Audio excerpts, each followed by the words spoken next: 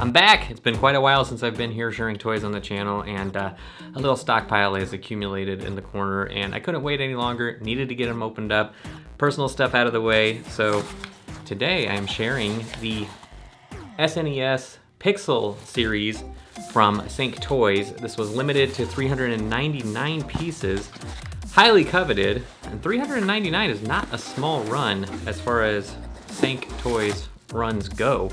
So considering how fast it flew, it was definitely one of those things that the design they were going for was familiar with a lot of collectors and therefore flew. Here you can see the wood box with the etching right on the front there. Sank does love to use these wood boxes for their, I wouldn't call it higher end pieces, but more coveted resin type pieces maybe would be the best way to put it. And there's a little finger notch right there to slide it off. You can see it's ready to go. Take that one off. And right there we have our card. The card is always in a little protective sleeve as well. And that's a nice preview of what we're about to see, the Sank Pixel series. And on the back it has information about this piece, including the signature printed on, and it should be the number it is as well. So this is number 293 out of 399. So nice little collector card. Take off the front foam and we're gonna see the contents separately packaged to keep them nice and secure. It looks like we've got, oh, it's in there good.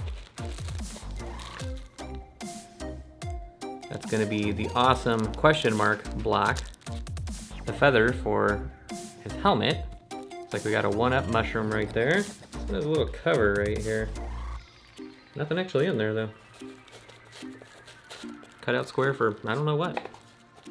Behind here, we're going to have little Sank himself, or perhaps Mario, whatever you want to call it. And the really cool thing about this on how they did it was, as you can see, it's a half and half design. So this half is pixelated. And if you spin to the other side,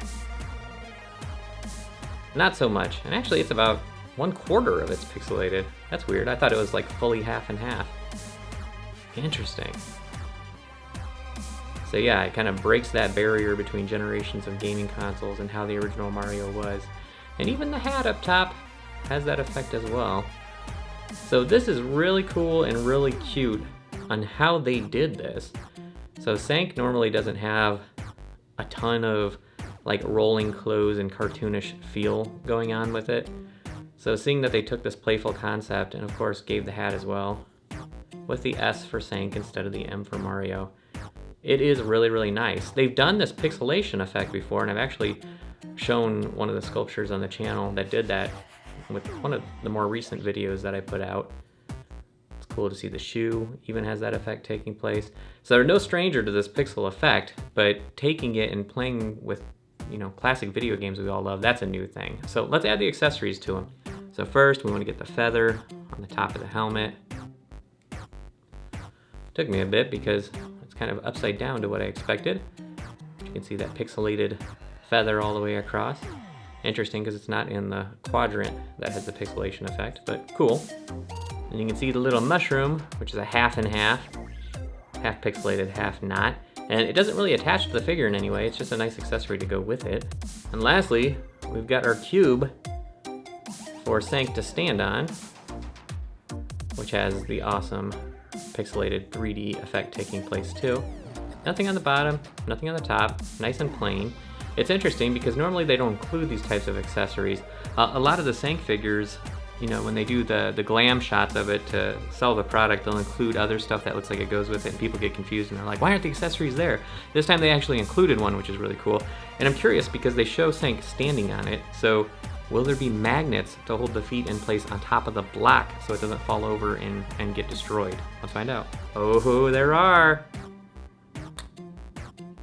Kind of hear it clicking in right there.